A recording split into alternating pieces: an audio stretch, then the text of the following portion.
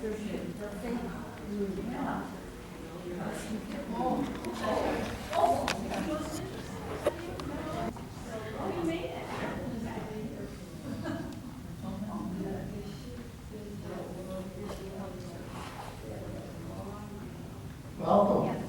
I hope you can all hear me. Thanks for coming out on such a cold. I didn't know a couple months ago that it would be the coldest day of the year. But thank you for coming. We're going to some really warm places like Egypt and Greece and Italy. So my name is Bill Jepson, and welcome to the World Wonders Tour that I put together. I gave this a couple years ago, but I've updated it. And I'm a retired world history and social studies geography teacher. I taught at Hopkins and Eden Prairie High School for about 30 years. And Sue and I and our three sons have been living in Minnetonka for 32 years. I was lucky to live, just go out. I was lucky to live and study for 4 months in Greece, in Athens, Greece, in my junior spring, 1975. I was 20 years old, and during my spring semester at DePaul University, and here I am looking a little different. On a camel at the pyramids, we had a spring break, and we took the plane over to Cairo and rode camels around the pyramids. I was a little skinnier back then. And on the right is the visa. To go there, you had to have a 30-day visa, even though it was only 10 days, and they had all these stamps and ratings. You had to go through all these steps to get there. And then there's my passport, which I used then. It was 6 months altogether, 4 months in school, and then 2 months going through every country in Europe, down to every country on the west side of the Berlin Wall in those days, in free Europe. And then I went down to Morocco for a little bit too. And it was easy to get around in those days. You had Interrail pass. They still have them. But back then, you get on any train, and they punch the little card there, this little booklet that you see on the top. And back then it cost $160 a month for the trains. Today it's about $600. It gave you a really great sense of freedom because you could hop on any train and go anywhere at any time. If you miss it, there's another one in 3 hours. And it doesn't matter, you didn't need a schedule. And at 20 years old, we were chasing friends and going around, so it was great. And remember that Europe is half the size of the United States. Going from Minneapolis to Miami is like going from London to Athens. So you can actually take a train in 15 hours from London to Paris to Rome. And here's my Interrail train map of Europe with the itinerary of the cities on the right. You can see I just kind of hand wrote it in there. A lot of places, Paris. So that was, I kept track of that. Much later in the 2000s, I created an overseas program at Prairie Center Alternative, this high school that I taught at for 20 years. There were 100 students and 6 teachers, and I was the social studies department. So when I found out that you could go for free to Europe on a tour, leading a tour, if you recruited 6 students. And I said, this is a great idea. Get another teacher and 12 students, and just pick one of the many tours on EF Tours, one of the biggest in the world. They've been around for many years, 40 years or so. And they book all the hotels, the flights, the excursions, a bilingual guide.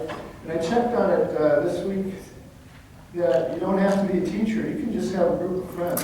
If you get 6 friends or a family, you get to go for free. So check out EF Tours. The students that I was with, here on the top, we're in Beijing. On the bottom left is Capri, looking at the Ferragliano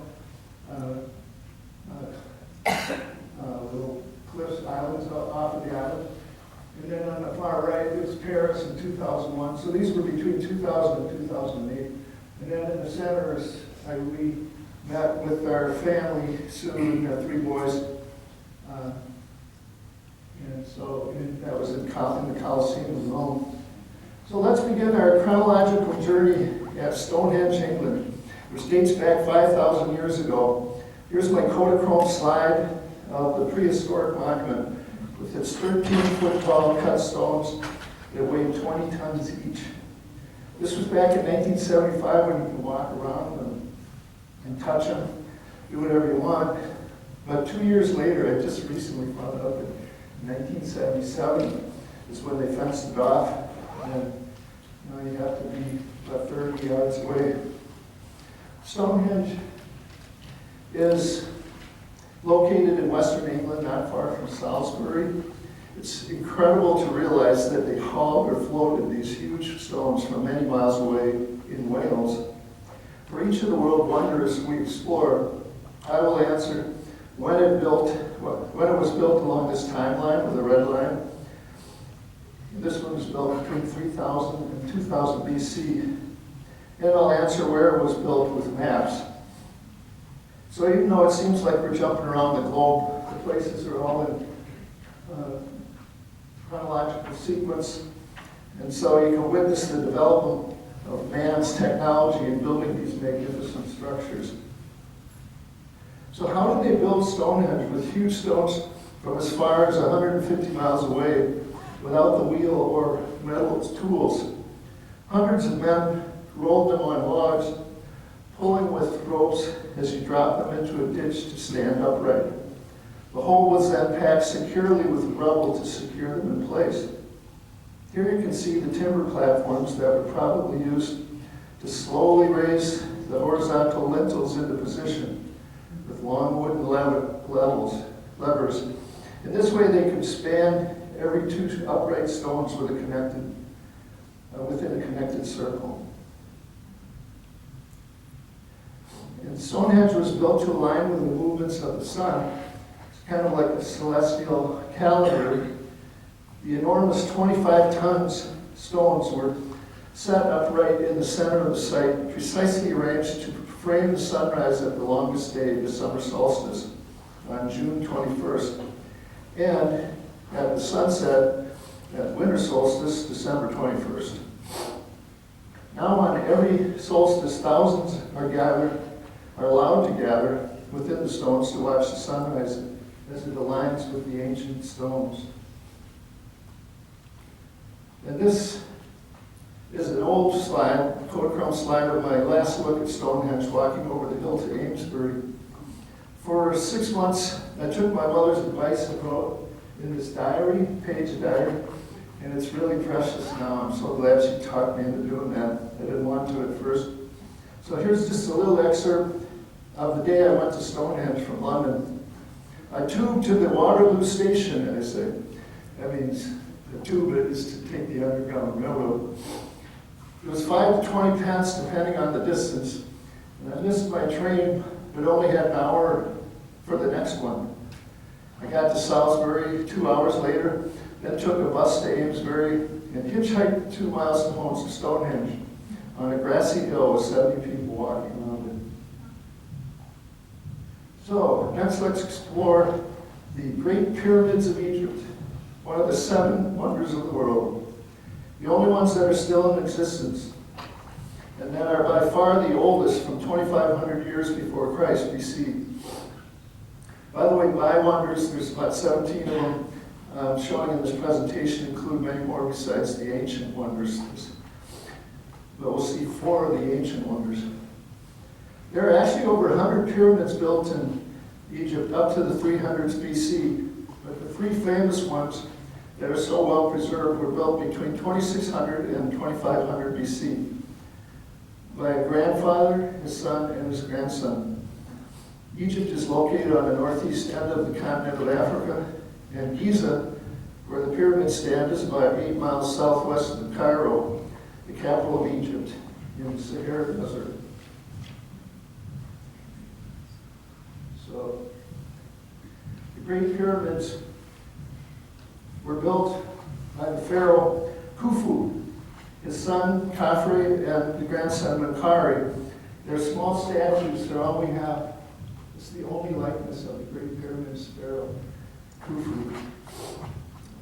And there's a light show presentation every night that we attended telling the story of the building of the pyramids, and also about the famous Sphinx you can see lit up here in front of them. In this aerial photo on the left, you can see the three pyramids and the Sphinx. And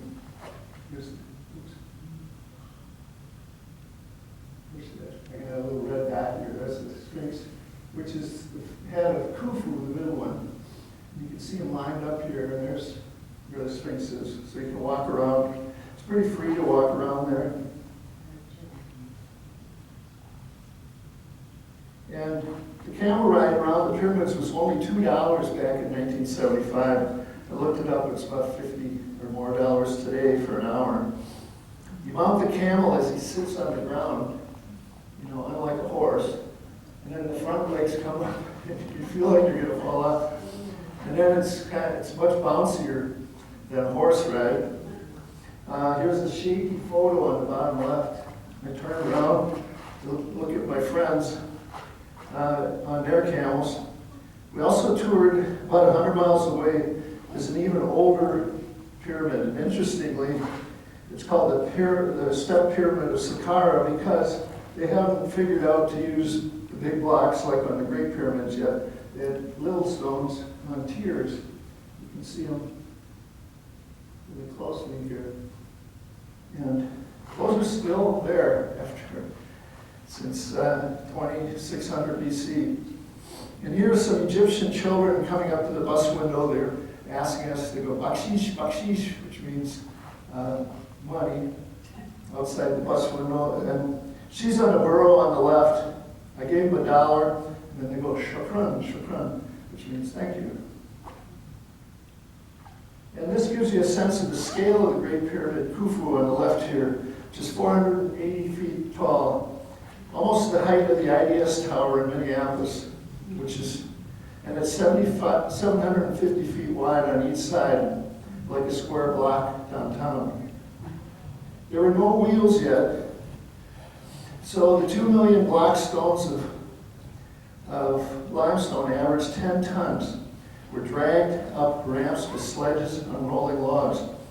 They were pulled into place with ropes and levers and the labor of 100,000 men, who were mostly farmers, not slaves like used to be in the movies. The limestone blocks were chiseled out of solid rock with copper tools that had to be constantly sharpened, and then floated to the site on boats from quarries hundreds of miles up the river, which of course is the Nile River. The Khafre pyramid on the right is the only one with some of the polished stone casings remaining on the top of it. See up here. So we climbed about 60 feet up the side of it into the entrance. You can see kind of a little hole here. So you climb up there, there's a stairway. And from the entrance, there's a sloping tunnel down without stairs, just wooden slats descending through the pyramid's interior, where there's a secret stone door in the ceiling, meant to fool grave robbers from the dummy tomb deep below. So you come down from that point to here, there's the dummy tomb, and there was a secret, just looked like the ceiling, but they figured out that that was a fake slab. And then, 1,000 years ago, they figured out, they went up there. You go up into the Queen's, we went up into the Queen's chamber first, and then into the larger gallery up to the King's chamber.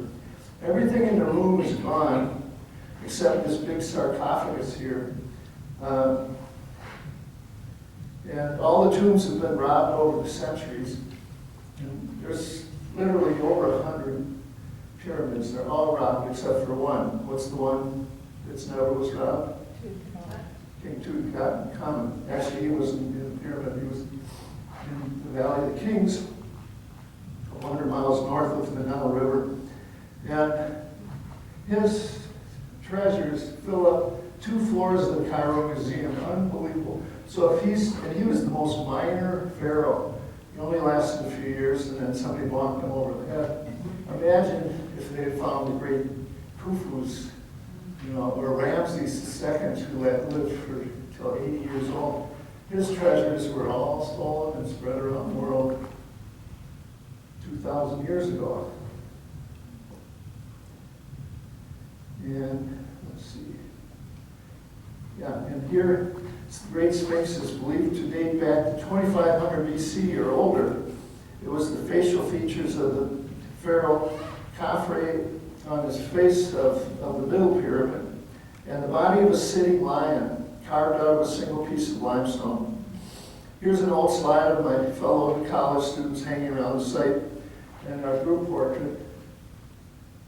I'm standing up here next to Dr. Izat. He was pretty cool. And I took some photographs of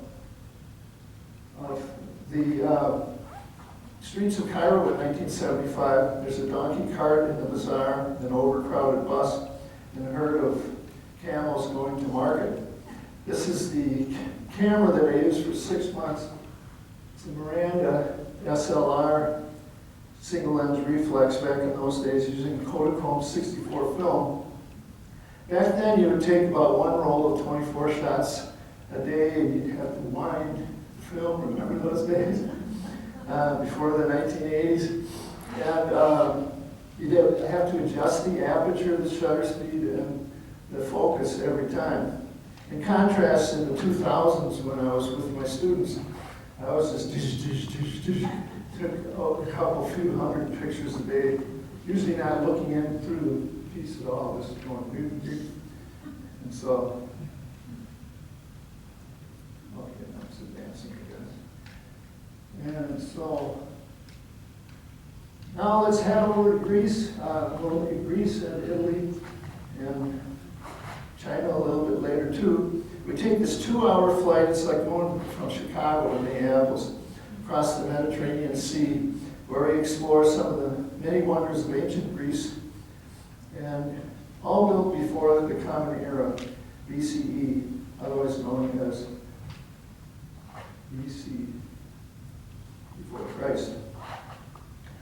Mycenae is our first stop in Greece. It's the fortified city whose walls are the oldest in Greece. It is located about 75 miles southwest of the capital of Athens on the Peloponnesian Peninsula. It's awe-inspiring to walk up to it when you go to underneath the Lion's Gate, built in 1200 BC. And here I am in 2008, underneath it. Before the invention of the arch, the Lion's Gate was constructed in the form of a relieving triangle in order to support the weight of the 20-ton lintel stone above the door. The 2 lions' heads are missing today. And this illustration shows you kind of how it looked back in the Iron Age. You can imagine all the battles that were fought over the centuries to take this city, which is mostly in ruins now. Here's from the inside, looking back at the Lion's Gate on the bottom in 1975, and then in 2008. So you can see the back of the lions there. And an illustration of how big the mountainside citadel is. Here's the Lion's Gate where we're standing. And the grave circle we'll take a look at. But all these palaces and everything were torn down a long time ago.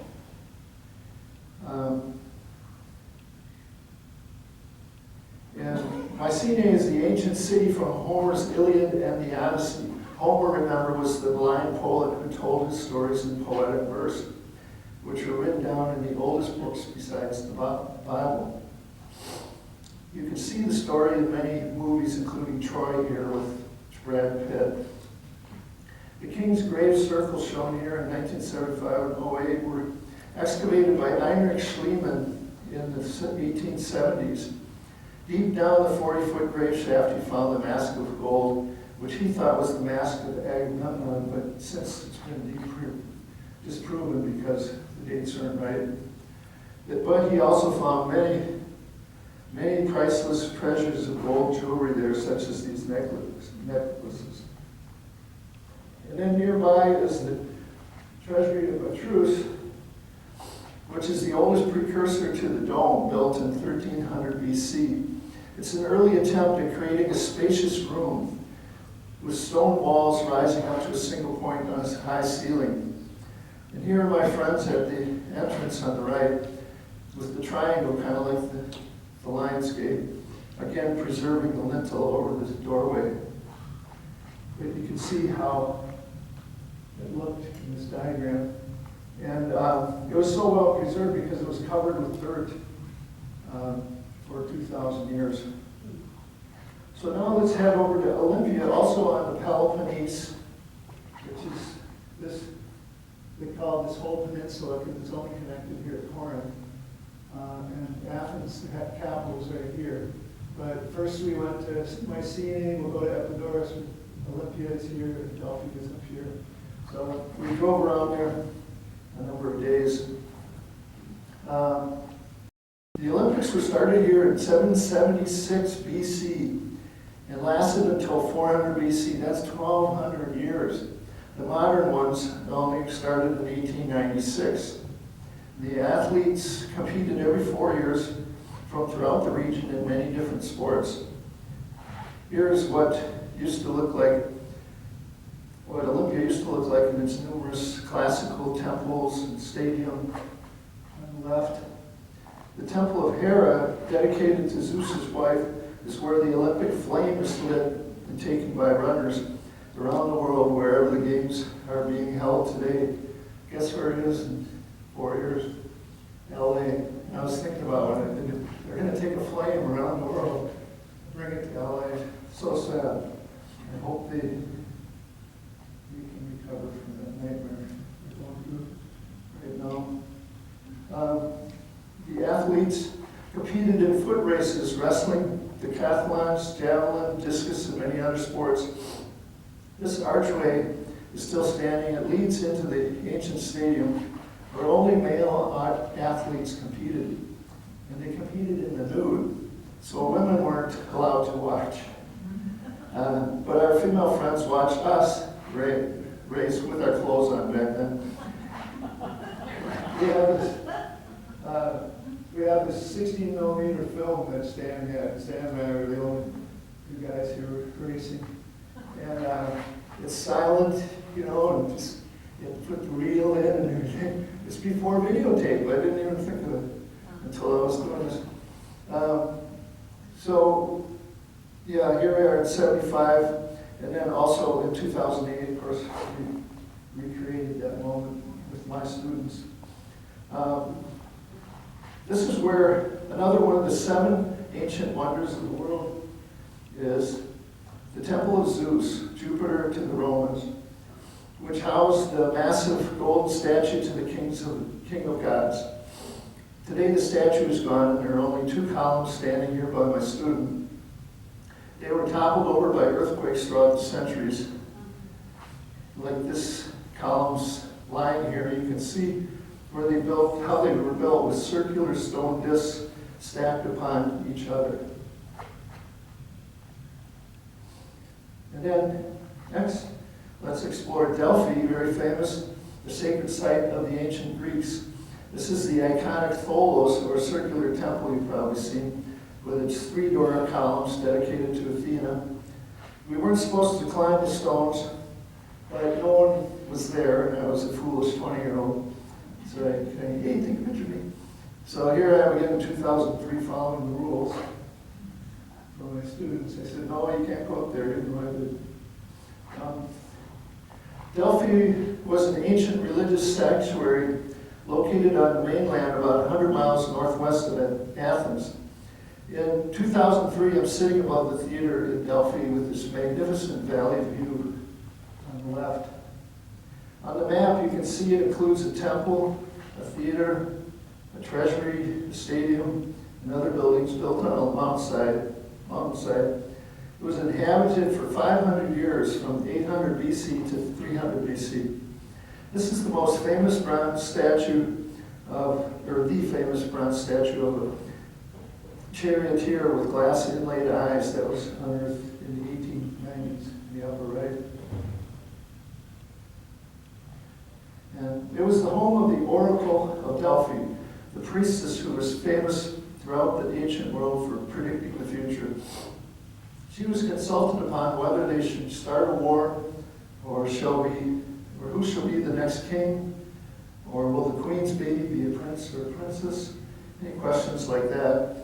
She described her visions after breathing the fumes emanating from the mountain spring and going into a trance.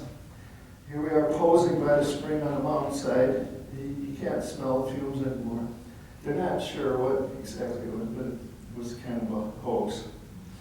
The Omphalos of Delphi is the stone seen here.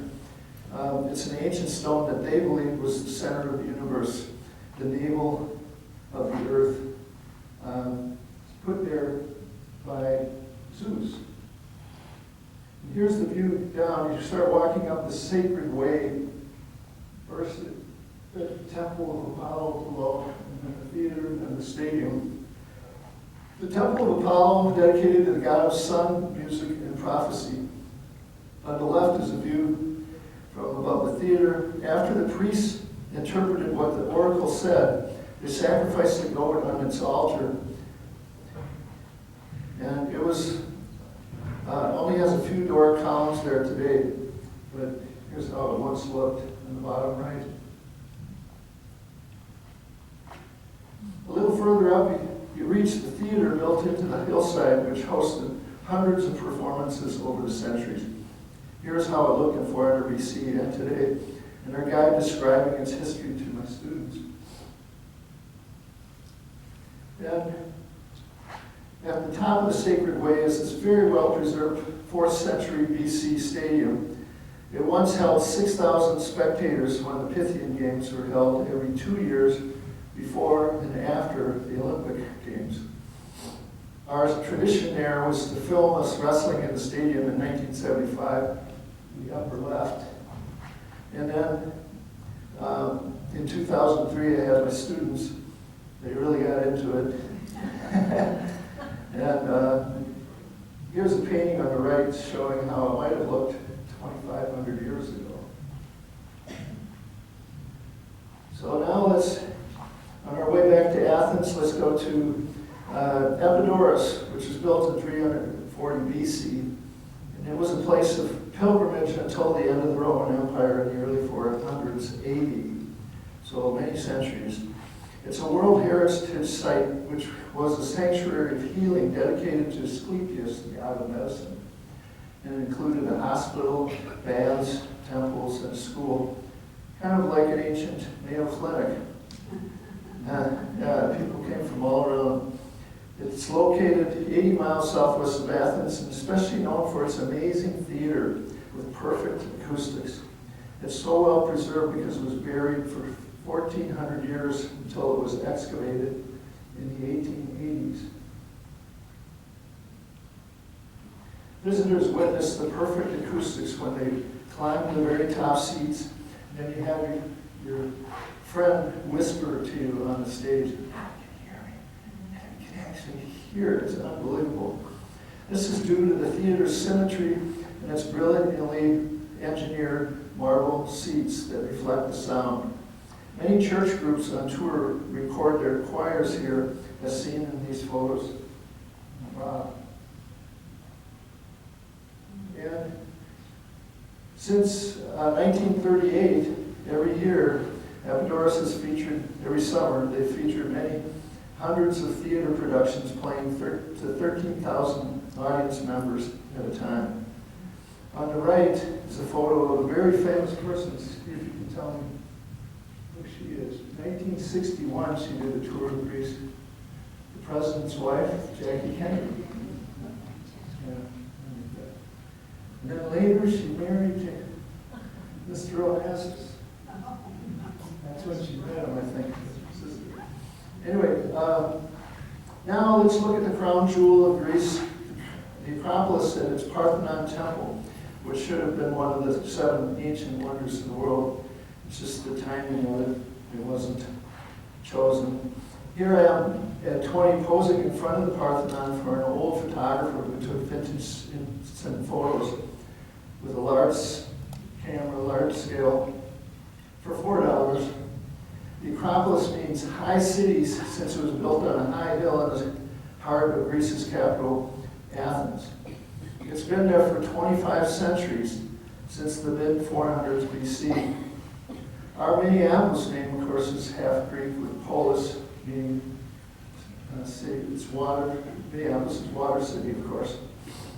Here's the map of Athens, and you can see the Acropolis on the left,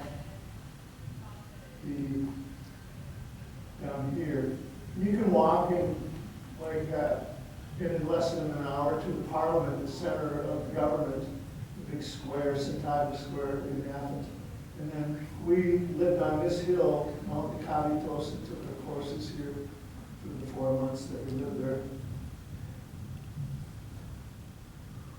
This is how the Acropolis looked during the golden age of Athens from 460 BC to 430 BC, when it was under the leadership of Pericles. You can see in the picture bottom left. And they created the voting system that we use today, called democracy. On the right is the entrance to the ruins as they look today, with the Propylaea is the entrance stairs leading up to the Parthenon. The Parthenon is a temple on the Acropolis. Sometimes they get confused.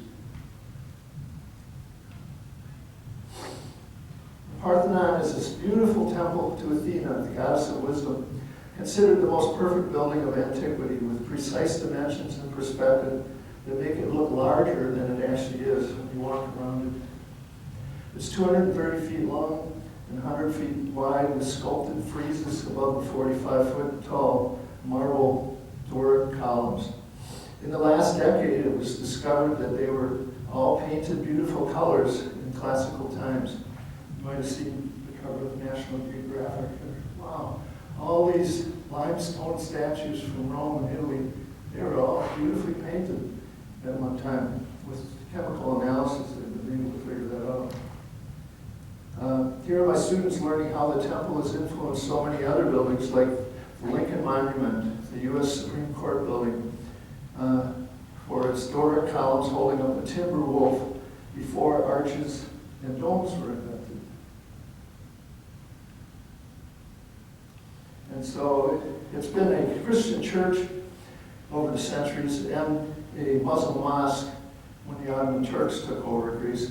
And it was partially pulverized by a cannonball explosion on the seaside, the east side, in the 1600s, the south side.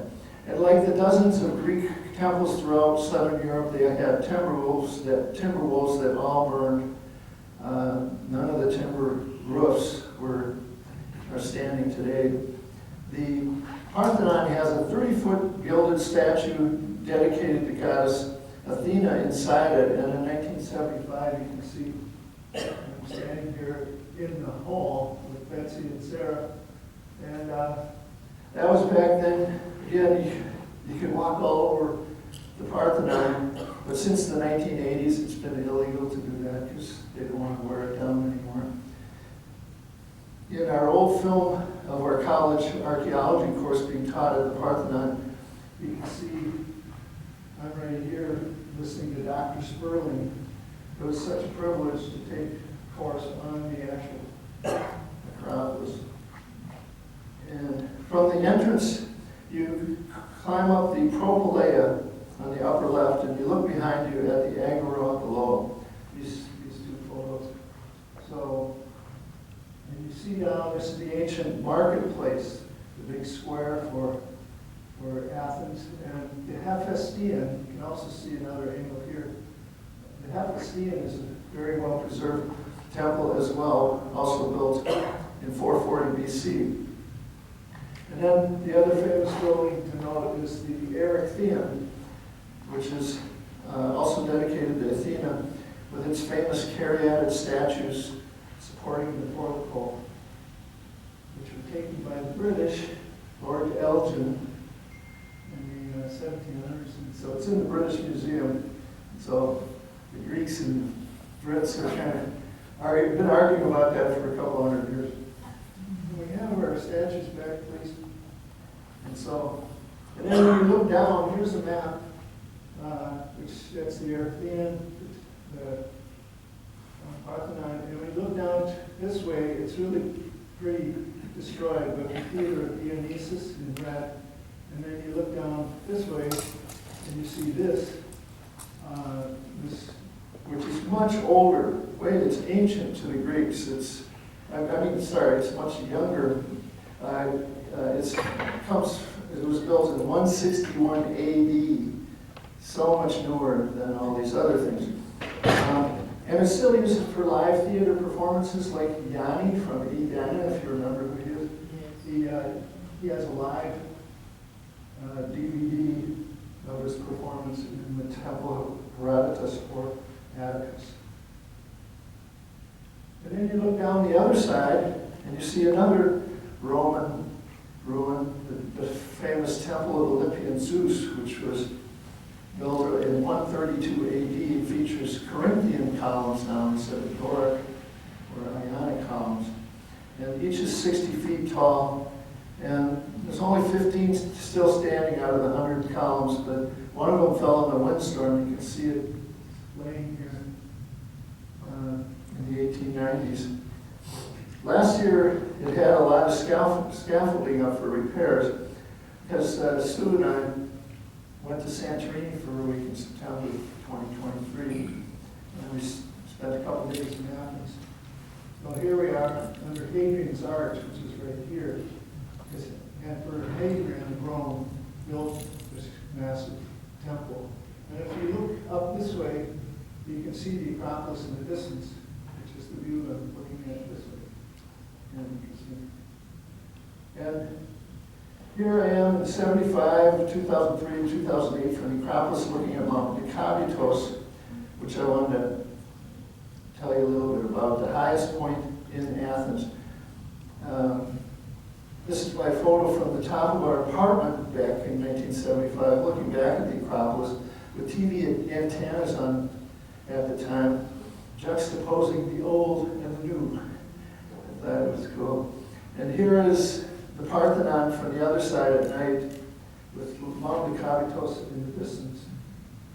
And so, the last slide of Greece here, you can see the view from the top of Mount Nikabitos. I always recommend, when people only have a few days to go to Athens, I recommend that you go up to the top of this mountain on the first night or day to get a good view of the whole, because you can see down here the Parliament and then the Acropolis during the daytime, and then when it's all lit up at night, it's really beautiful. So we booked our restaurant, the Orizontes Horizons restaurant up there, like 6 months ahead of time. So we're right on the edge with a great view. But constantly through the whole meal, all these people are coming to take a selfie right next to them. Best view. So now let's move on. Oh, we have a little more Greece here with that beautiful island of Rhodes, which is also one of the ancient wonders, the third ancient wonder. And the Colosseum of Rhodes was here, straddling the harbor, 108 feet tall, was made of bronze, and finished after 12 years in 282 BC. It was toppled at the knees in an earthquake 70 years later, and then it sat there with just the legs from the knees down for 8 centuries until they hauled it off the bronze and melted it down. Today there are 2 deer statues on the pedestals in its place, as you can see right here. But this island is my favorite. It's one of the most popular Greek islands, with both ancient and medieval historical sites on it, to make it very unique. On the hill in the background is an ancient Acropolis from 400 BC that overlooks this picturesque beach in Lindos. And I often say one of the funnest times I ever had in my life was riding motorcycles from the harbor in Rhodes town down to Lindos here to see us climb up to the castle. Here I am on my motorcycle. They wanted $20 a day, gas included, and you're 20 years old. It was really a great feeling of freedom at that young age. And what's amazing about Lindos and the Acropolis is that it's not only has the Greek temple on top, dating back to the classical age of the 400s, it's surrounded by a medieval castle of St. John built by the Knights Templar on their way to the Holy Land during the Crusades around 1300 AD. So it's a temple surrounded by a castle. On the right, my students are climbing the entrance where many battles were fought through the centuries. And here I'm riding a donkey for 20 euros to go up to the castle from town. And this is kind of funny, but I was kind of stupid back in 1975 when I was 20 to stand outside the stone wall on the edge cliff and pretend that I'm going to dive. My friends were laughing as they took this picture up here. And unfortunately, I didn't slip and end my life then. But when I went back at 50 years old, I wisely stood behind the wall for the same picture. Right here, I stayed behind the wall. The view from up there is this view, and it's St. Paul's Bay, named for the Apostle Paul, who stayed here in 43 AD on his way to Rome, bringing the teachings of Christianity with him. And then you go back to Rhodes town, the harbor, and there's also another castle of St. John's Knights built in the 1300s. On this map, you can and aerial photo, you can see the brown walls around the city that you can walk along the top of. You can walk all along this there. And that's a fun thing to do, looking down on the city. Here's the castle gate, and one of my students with a big pile of huge cannonballs that were stored there 700 years ago. This is an artist's depiction of the fourth ancient wonder of the world that visited the lighthouse in Alexandria. We're going chronologically here. It was built by Ptolemy in 280 BC to guide the sailors into the harbor of the Nile River in Egypt. It was 400 feet tall, for many centuries the tallest man-made structure, with a mirror on top for the daytime and bonfires to guide the ships at night. We only have illustrations of it today, though it lasted for 1,500 years until 1323 AD, when it was finally destroyed by earthquakes.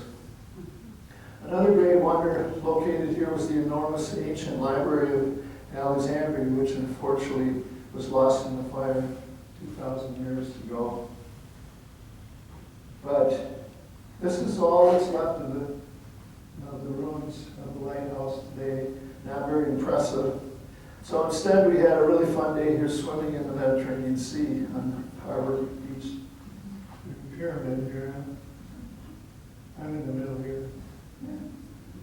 Okay, let's now for something, an ancient wonder on the other side of the world that is very well preserved today, the spectacular buried army of terracotta warriors of Xian, China. These 8,000 terracotta warriors and horses were made of fired clay and were buried here to protect the emperor in his afterlife over 2,200 years ago.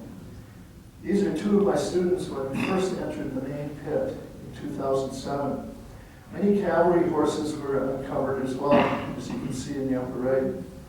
And there are 160 kneeling archers found here, like this famous one who is holding a wooden bow and arrow, which decomposed over the centuries.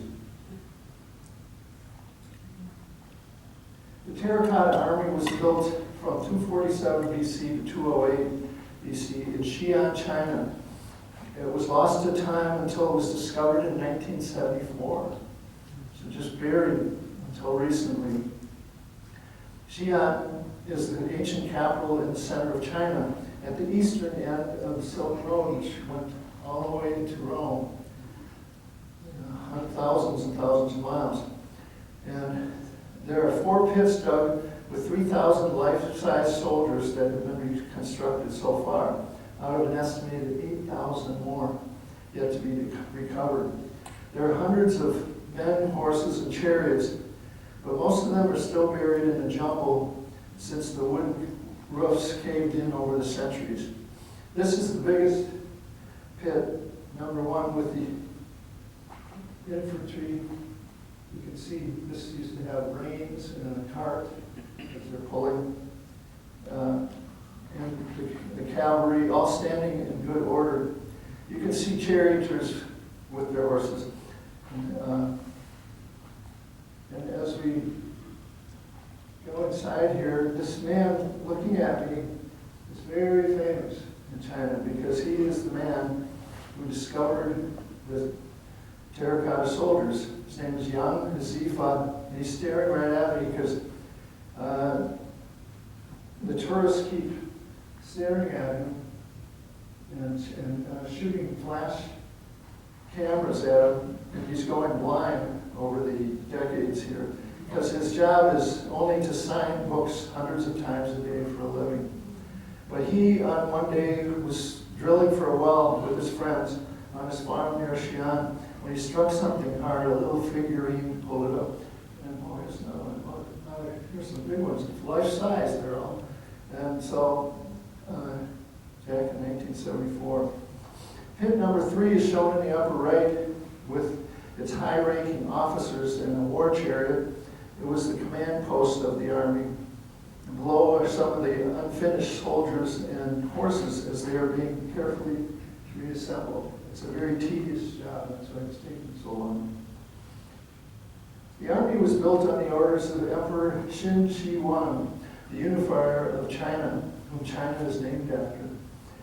He died in 210 BC, and he also started the Great Wall, which we'll explore next.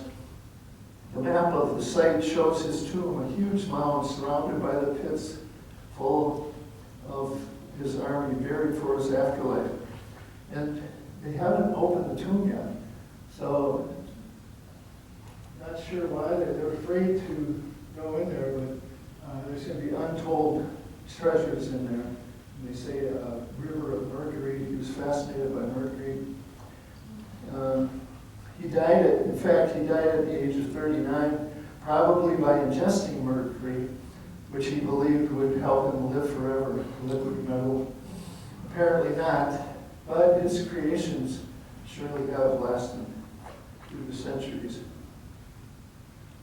And the really amazing thing is that none of the warriors' faces is the same. Each end, their hair, their clothes, everything is different on each out of the 4,000 they've examined.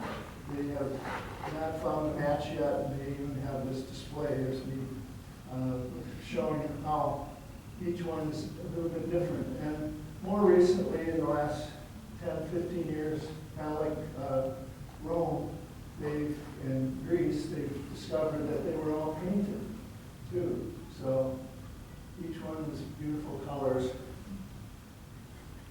And there are thousands of bronze armaments surviving. Usually the arrows and crossbows, swords, and axe heads, but all the wood of the bows and arrow shafts were decomposed. Two especially prized bronze chariots and horses created in half scale were unearthed here in 1980, which took 5 years to restore. They're a masterpiece of bronze ware depicting the emperor riding under a parasol. So they are behind glass in one of the museums. So also dating back to the 200s BC by the same emperor is the Great Wall of China. It's the world's largest man-made structure and is approximately 4,000 miles long. It attracts about 10 million visitors each year. And here you can see the sign for the upcoming Olympics. Because we were there in March of 2007 and summer of 2008. We were going to have the Olympics. It says, "One world, one dream," in Beijing. I remember that.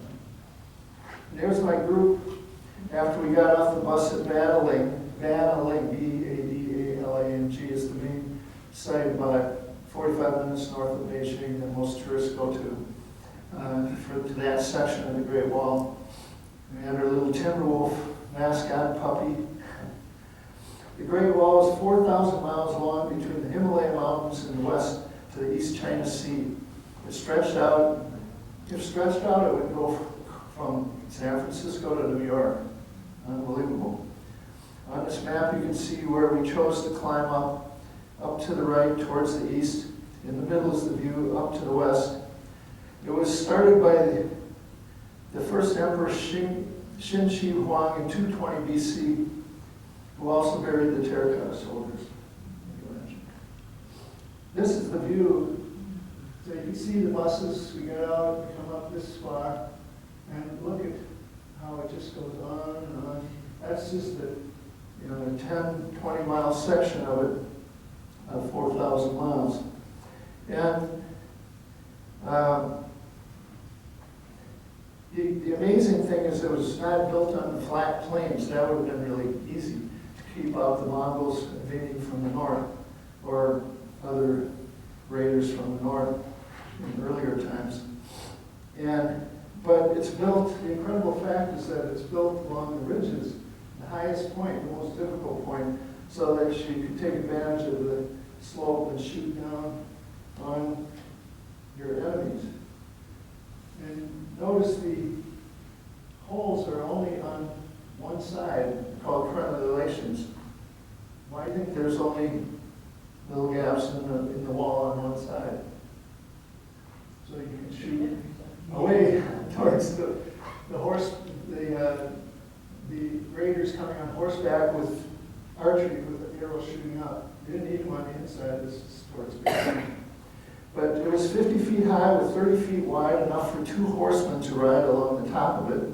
Every 300 feet is a guard tower in which they lived, and they lit signal fires for warnings of attacks. So they would light a fire, and then the next one was supposed to light a fire, and pretty soon it goes 1,000 miles to the emperor to warn that they're coming. And there are only slots, I already said that. And here's how it was made by the hard labor of millions of peasants and prisoners carrying bags of dirt up ladders in the bottom left. Imagine what a horrible life that would be. It's sometimes called the longest graveyard because of all the men who died on the site and were buried beneath it. And as you can see, how steep it gets. And yours truly was puffing pretty hard. My students are, I only went through 3 towers every 300 feet or so, a football field. My students went galloping ahead for an hour. I was pretty worried because there's no cell service in 2007. They told me they went 9 towers away to the highest point, and thankfully turned around. And here's the ticket office. You can see the tickets are 40 CNY. We call it CNY Chinese yuan, which is what then was about $5. And this view at Battling is where many famous people, including U.S. presidents, you see Nixon on the bottom, Laura and George Bush in the middle, and Barack Obama on the top. I told my students to film them dancing on the Great Wall because they'd remember it for the rest of their life. Of course, they go, "Oh, Mr. Jepson, you have to do it too." So here I am, and my fellow teacher, we did it too. Notice he has a twins cap on there. So now let's head back to our last destination with a number of things to see in Rome. So the capital city of Italy, here we are on day 1 of our tour in 2003 in front of the Colosseum and the Arch of Constantine. We will visit these as well as the Forum, the Circus Maximus, and the Pantheon nearby. Rome is located near the western coast of Italy on the Tiber River as it flows into the Mediterranean Sea. It was the capital of the Roman Empire that lasted 1,000 years, from 510 BC to 476 AD. So imagine that, 1,000 years, and then right in the middle is 0 when Christ was born, to 44. And so the vast Roman Empire spread. You can see this map on the right, throughout Europe and North Africa, and from the Middle East to England. The Forum was the seat of government for the Roman Empire and the Emperor's Palace. Here are the ruins of the Temple of Saturn, among the earliest buildings in the Forum. This was built in 500 BC. These columns are just what's left of it now. And the Arch of Septimus Severus on the left here, next to it from around 200 AD. Now the new Gladiator 2 film, I would always have my students watch Gladiator 1. But now this new movie is out, you should check it out. It features Severus's two sons, Geta and Procula. Those are the two emperors that he made into co-emperors when you're watching that movie. This is his arch, dedicated to him. As you enter the Forum, you walk through the Arch of Titus on the right, commemorating the destruction of Jerusalem by him in 70 AD. He also finished building the Colosseum 10 years after that. On the top it's inscribed Senatus Populus Romanus, which means the Roman Senate, and the people dedicate this arch. That's where we got the word Senate, of course. Here's what it looked like at its height around 200 AD. This really good illustration. From the balcony of the Emperor's Palace, we went up there, our family and I, and we looked down on the Forum in these two photos showing its destruction by the barbarians around 500 BC. So you look to the right and you see the Colosseum is here, and then you look to the left. Here's the Curia, which is what they called the Senate back then. So all their business was taken care of there. In the Arch of Septimus Severus, and so many other famous buildings. And then next to the Forum is, and the palace above the Forum, is the largest stadium in the Roman Empire that would accommodate 150,000 spectators, called the Circus Maximus. It's famous for the chariot race you probably remember in the movie Ben-Hur with Charlton Heston on the bottom right. Today it's just the Pleasant City Park at bottom left, where my boys are flexing their gladiator muscles with the Emperor's Palace. There's Johnny right there. He's also in the back there, but don't embarrass him. He's 30 now instead of 12 years old. Right? So glad he could be here, Johnny. And here's the Pantheon, which, with a picture I took in 1975 on the right, and then 2003. This is my favorite wonder of Rome, the most beautiful and influential building in the world. It was originally constructed by Marcus Agrippa around 27 BC. You see his name, Agrippa, in Rome, in Latin. And it was a temple to the gods, all the gods. Pan means all, so pantheism. The belief in all gods, so Pantheon. It is the oldest continuously used structure in history, as it became a Catholic church in the 600s AD, which is why it's so well preserved. It's such a famous, popular tourist stop. When you go inside, it has this historic rotunda shape with a dome ceiling, later influenced by St. Peter's Cathedral, influencing St. Peter's Cathedral, the Jefferson Memorial, and our U.S. Capitol and our Minnesota State Capitol all have this rotunda in the front of it.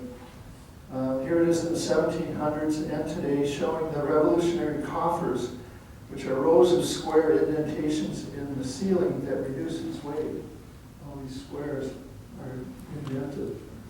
And really fun, if you're there during a rainstorm, there's an oculus, or a huge hole about 10 feet wide in the ceiling, and the rain comes through, and you can stand in the rain inside, and you look down, where's all this water going? There's a couple of drains in the marble floor. So it's been like that for years, and you get a better idea of that as you see the oculus from above here on this aerial shot. And you can see in the diagram that the Pantheon is actually a sphere. You could fit a ball inside it, a huge ball. On sunny days, a circular spotlight follows the movement of the sun around the cavernous marble dome. As you step inside, you hear the echoes bouncing off the marble tombs along the walls, where many dignitaries were interred in these tombs. And here's Johnny and Joey standing by the huge 24-foot bronze doors when the Pantheon was closed one night when we went down there after dinner. They're having fun mimicking grotesque faces on the 300-year-old Baroque fountain at the Pantheon. And it's one of hundreds of freshwater fountains that provide free fresh water throughout Rome. And then the last ancient wonder to explore is the Roman Colosseum, also known as the Flavian Amphitheater. It was constructed out of stone by the Flavian Emperor Vespasian and his son Titus, who we mentioned before, from 70 to 80 AD.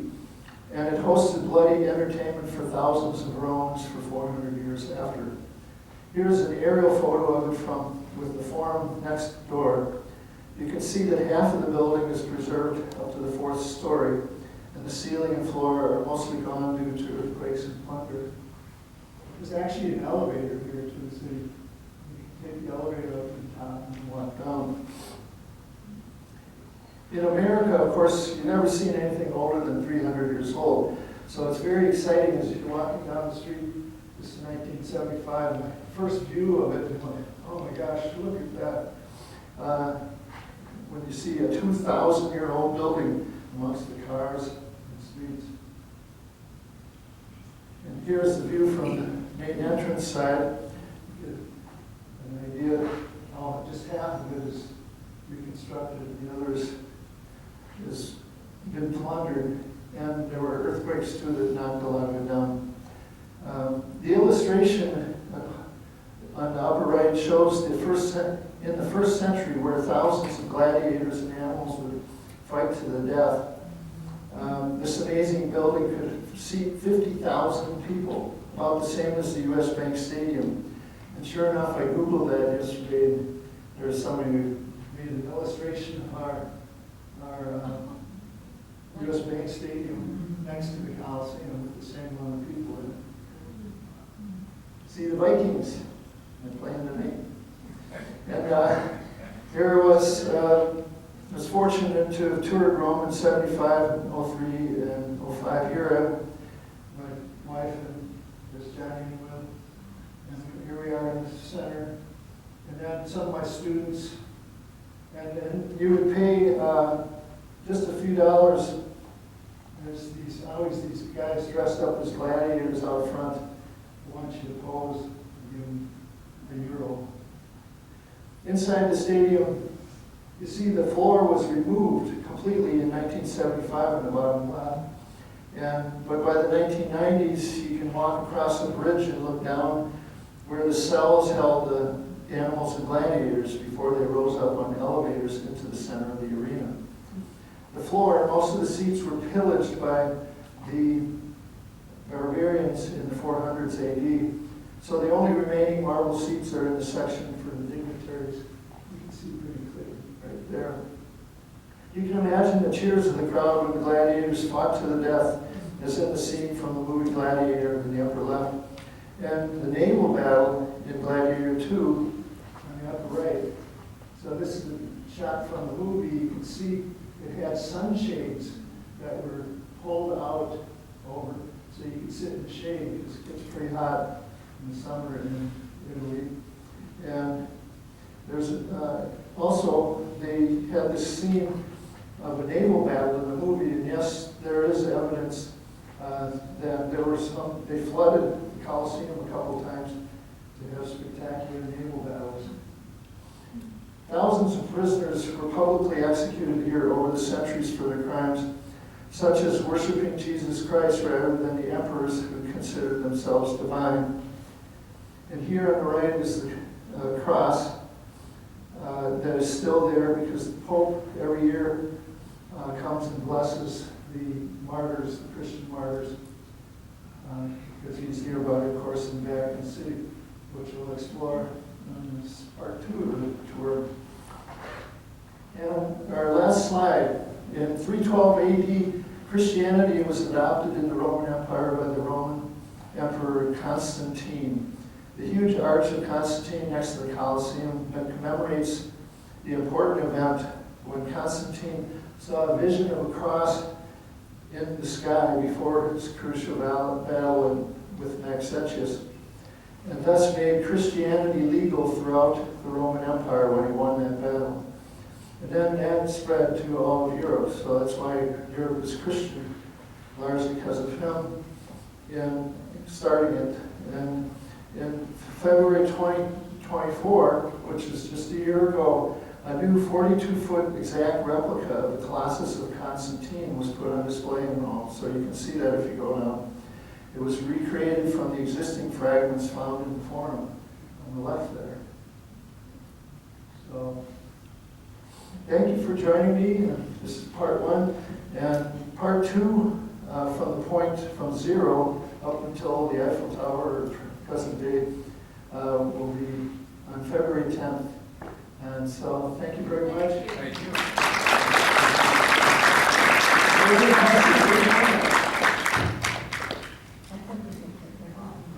Questions? Johnny, you got a question? No. You already know. Anyway, it's been a pleasure. Thank you very much. And happy travels. Remember, you have tours. Start a little group and go for free. Check out their website. They have hundreds of tours to choose from.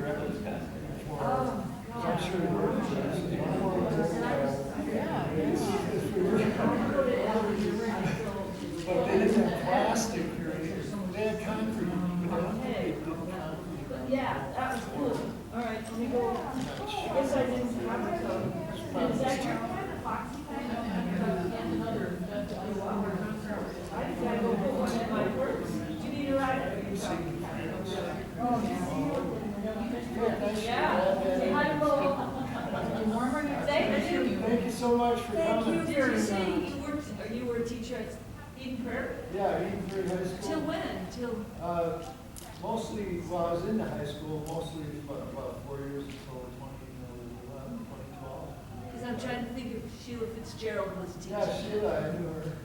She was great. I walked dogs with Sheila. she's a dog lady, you know. Yeah, And oh, she Sandy, loves so it, I'll say hi that I heard your nice talk. loves it. And she loves history, she's a history. She was a great And history she just retired, you know, just a year or so ago, maybe 2 years ago. Sheila, you know Sheila.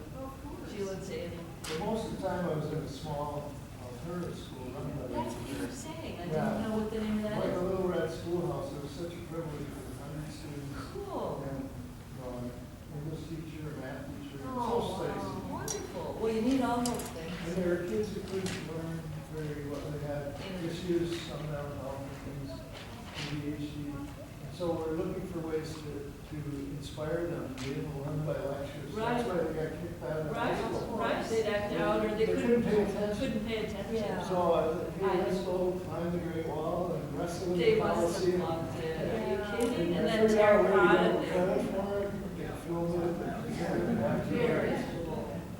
it just was really fun. Oh, and they loved you. Well, and we that. were enjoying all of it. All of it. To Greece, because we went on a class. We went on that tour, but Like, we where'd went you the go? other way from where you went. Did you?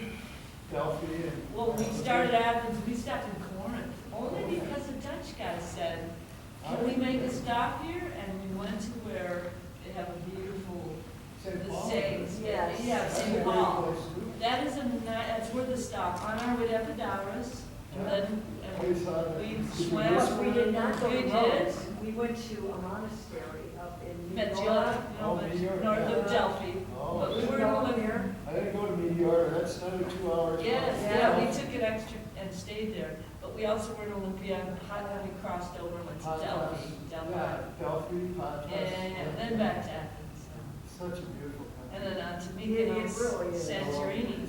Yeah, we'll have to be inspired. Thank you again. Thank Take you care, so I'll much. say hi to the. My son, the Great Wall pictures that showed, Greece or Italy. Yeah, our Or father. even, you know, this is in kind there, and of.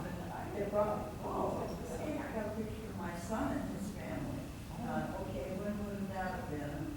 That son that was in the picture is now graduated from college. So 4, 5, 6 years ago, say. And then they were vegan, and I'm wondering if it wasn't, can't remember if it was a vegan school trip, high school. And High school has them. Scott and me just went along as chaperones. Yeah. And then he's been to Greece Oh, yeah. and Italy and showing up just. Is he gonna be a teacher too? No, he's a psychiatrist at Virgin's Hospital. Good for him. My dad was a psychiatrist too, so that's And great. he's also the director of psychiatry. I Live on your psychiatrist, doctor. And then just recently, now, she's on 7 days on, 7 days off, and I said, well, when do you go to Hudson? Because he's the director of the AODA program in Hudson. And he says, on the Tuesday of my 7 days off. He's a busy man. Yeah. I'm glad he got to see those things when he was young. Yeah. Do you have a I was question? gonna ask you. Yeah, sure. Did you go to the Getty Villa in, Yeah, LA? I went, So, and the fires, it's almost there. They're yeah, falling I down. read they're really I good. think he'll survive. Yeah, They have they, Really good defense. yeah, but, so is that an That's in the actual next- replica of Yeah. something in, Yeah, it's Where? the villa of Pottery, I think it's Epidaurus, in Pompeii. So the next one, February 10th, we start with Pompeii. We go from 0, that's 79 AD when Mount Vesuvius buried that city, including the Getty, what's now a replica of the Getty Villa. So they were so inspired by that, they just copied it in Los Angeles. and they actually. But you'll be able to see a lot of different of the villas there in Pompeii that we visited, Basilica, the Baths, Stadium. Oh yeah, it's unbelievable. So well preserved. Oh, it's preserved, it's not ruined. Well, all of, because the volcanic ash covered it, 20 feet of ash for 2,000 years until about 1780s or so. Oh, It was buried from 79 AD to 1780. So therefore, everything was pretty well preserved. And so you can walk around, there aren't any roofs, No. but all the walls are there and frescoes, you can see the colorful frescoes, stadium seats. Johnny was running around the stadium up there, right, Johnny? Yeah. It's really an incredible place. Yeah, because now, I'll send an exhibit, we were just there 2 weeks ago. They have that phrase exhibit upstairs. At the Getty? Yeah, Oh, you were there a couple weeks ago. yeah.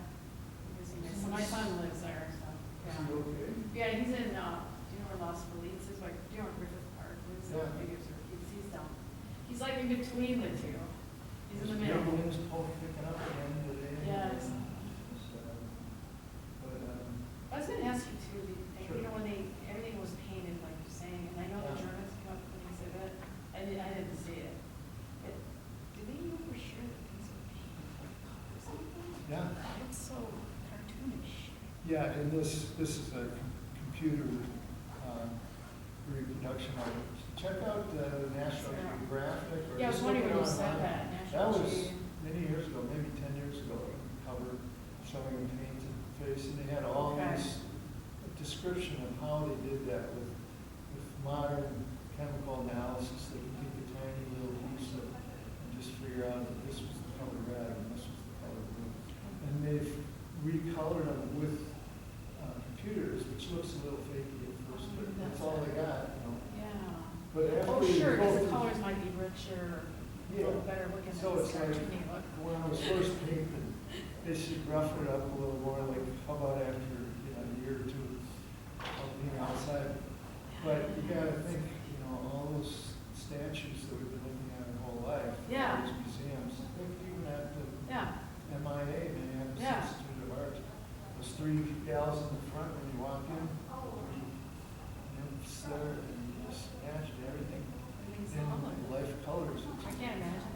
Like, it's hard to imagine because it's so Well, look it up so online to cartoony. see all kinds. Well, I But yeah, see you're saying already that, well, I'm just in that exhibit, I never saw it. I don't know if it traveled Just the world. Google painted ancient statues or something like that. Yeah. You get all kinds of things, documentaries Yeah. on YouTube or whatever. Yeah, I know that Getty Villa was pretty That was so amazing. amazing. I can't believe that, actually. I don't know what it costs to Hope do it doesn't something. burn. Yeah. They say there's a big safe in the basement with gold. Hopefully they just ship them away. So, San Francisco. this exhibit in Thrace, like, I've never even heard of Thrace. So that's like Bulgaria now or something? Never heard of Thrace. Thrace, yeah. It's like Thrace is Bulgaria, but they Bulgaria. said they were blonde and red-haired people. Not everybody. It's Not like in everybody. Sweden, they're not all blonde. Yeah. Well, who are those people? I mean, Yeah, Eastern Europe, Bulgaria, yeah. Romania, all those parts Yeah, were Eastern Roman Empire. yeah. A lot of curiosity, that's good. Yeah, do those cruise ships? This is go- nice too. Oh, we won't be in here. This is an old map. Yeah. What was the question? You gonna organize a trip? Oh, yeah. Yeah, I wish we just went a year ago. Yeah. Sue and I, enough, Yeah. without the other 10. Yeah. Teenagers, Sue had Yeah. ADHD. and- Oh, yeah. It was a little stressful a little bit. Yeah. But the family was a lot much more fun. Yeah. So interesting. Thanks for coming. Yeah, thank you.